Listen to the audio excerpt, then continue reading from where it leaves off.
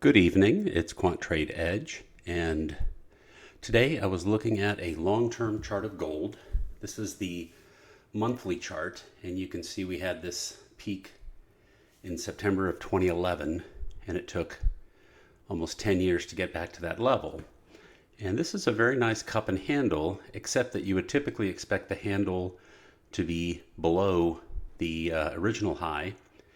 And sometimes, or some people explain that away by saying if this was an inflation adjusted price of gold, that handle would be lower. That argument aside, in December of 2021, we had a compression bar. This is a ATR 3 divided by 20 below zero point 0.7. So this would have been the perfect setup to shoot to the moon. And it actually didn't happen. It did go make a marginal new high and then got rejected. And the interesting thing about this rejection is straight down, straight back up. It's a complete flush, sort of a powerful push to stop that from happening, but it's coming right back up with the same force. 1, 2, 3, 4, 5, 6, 7 months down, 1, 2, 3, 4, 5, 6 months up. Now, all of that aside, this long-term picture for gold is very bullish. When you play it day by day, yesterday you can see that we had a doji bar in place. And it did have a red close and was coming on a string of up bars. 1, 2, 3, fourth up bar. And this is a good setup bar such that taking out that low can set up the potential for a 4x trade. And if we look at it, I'm trying to do this very, very big because I've noticed in watching some of my own videos that the charts can get pretty small. And let me declutter this. We don't need this ATR bar anymore. This is pretty much that day low. And in fact, I have a indicator for that. We'll call it day low. This spike here is what made that previous day's low at 2026.1. And at 9:30 p.m. last night, we did take out that bar. There's two ways to look at it. Taking out that bar does set up a 2B type pattern. And if you used this as a risk bar,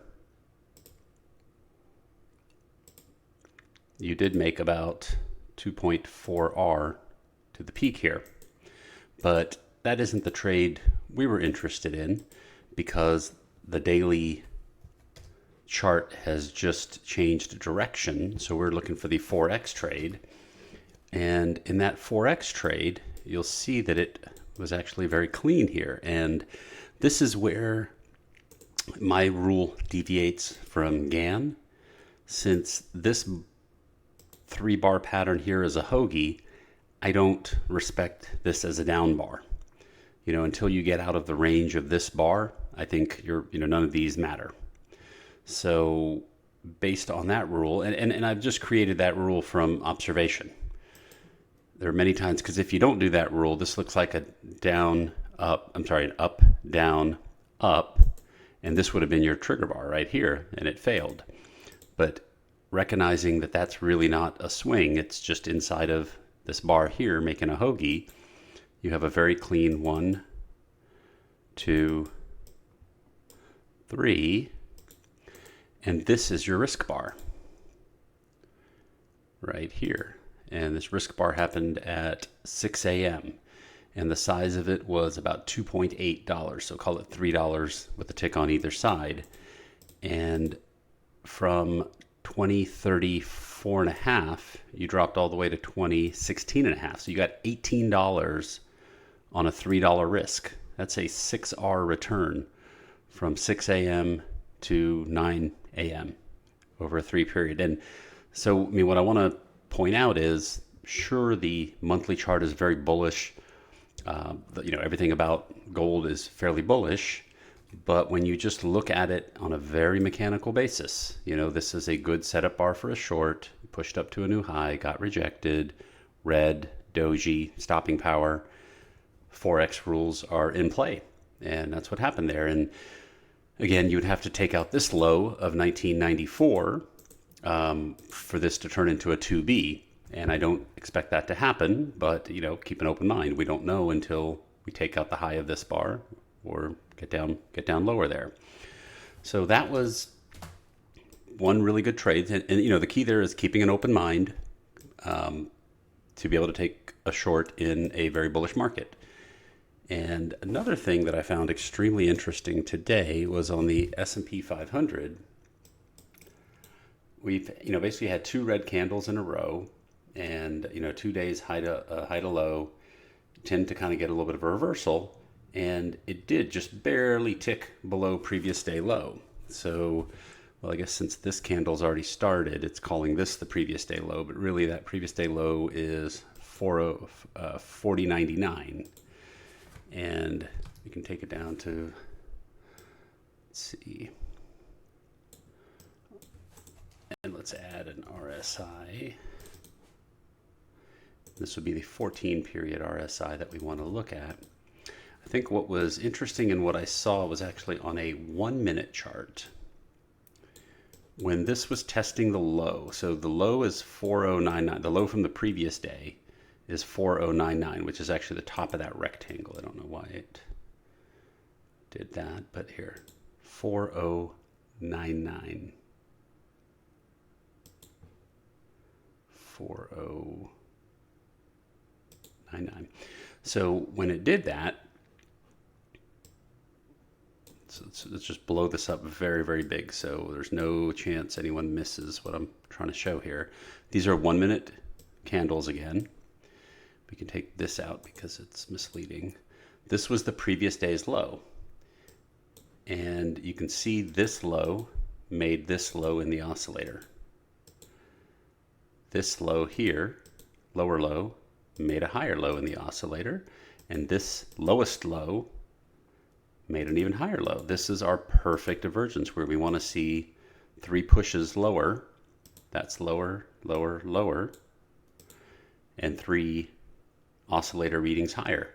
And that bar right there marked the absolute low. And you could use that as a risk bar, and that would have given you immense upside because your risk is all the way down to a 1 minute. And it's rare that you'll get such a clean pattern on a 1 minute chart. But this is 275. It would have been obscene. 4099 to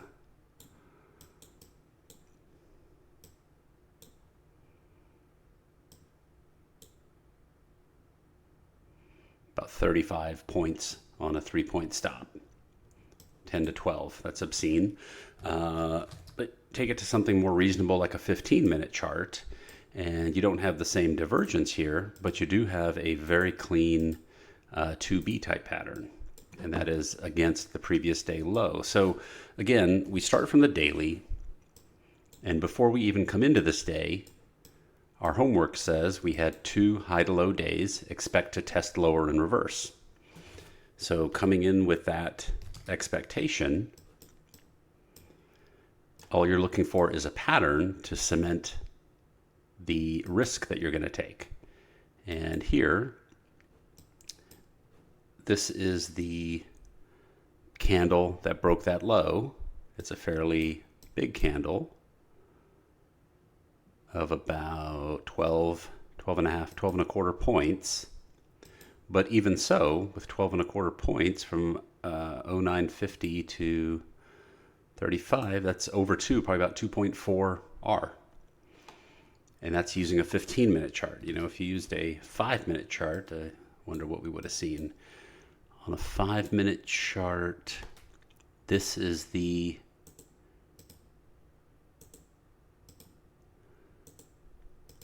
this candle broke it. So these two candles, this one and this one, set your range because this is the bar we need to break above. And here you went from a high of 150, so a 5-point stop. So a 5-point stop, 150, a 5-point stop, and you got about 35 points. So again, 6-7 R type move. So, it does depend on your time frame. The lower the time frame, the higher the multiples you'll get. If you remember, the 1 minute gave us something like 12 R. This 5 minutes given us about 7 R. the 15-minute did about 2.4R. In this case, since all of them worked, yeah, you would have wished you took the 1 minute, but over time you'll see that the 1 minute will fail more often than the 5. The 5 will fail more often than the 15. So really just pick a time frame that you're comfortable with, that your reaction speed and processing speed align with. And that was that. That's the two most interesting things I saw today. So anyway, keep the questions coming, and have a good evening.